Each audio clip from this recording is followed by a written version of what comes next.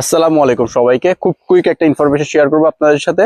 সেটা হচ্ছে 2026 সাল থেকে যারা রোমেনিয়াতে স্টাডি ভিসাতে আসতে চান, স্টুডেন্ট ভিসায়, তাদের জন্য এম্বাসি ফেস করার জন্য আর ইন্ডিয়া যেতে হবে না। আপনারা ইন্ডিয়াতে না গিয়ে তিনটা দেশে যেতে পারেন এম্বাসি ফেস করার জন্য। সেটা হচ্ছে মালয়েশিয়া, ভিয়েতনাম এবং থাইল্যান্ড। এই তিনটা দেশে গিয়ে আপনারা এম্বাসির অ্যাপয়েন্টমেন্ট নিয়ে এম্বাসি ফেস করতে পারেন, এবং আপনারা চাইলে এম্বাসি যেদিন আপনার ইন্টারভিউ ডেট থাকবে তার 2-1 দিন আগে গেলেন, ইন্টারভিউটা দিলেন, এম্বাসি ফেস করে আপনি পাসপোর্ট নিয়ে আবার দেশে ব্যাক করতে পারবেন। পরে যদি আপনার ভিসা হয়, তারা ইমেইলের মাধ্যমে আপনাকে জানাবে, আপনি পাসপোর্ট অথরাইজ করে দিয়ে আবার ভিসা স্ট্যাম্পিং করে নিয়ে আসতে পারেন।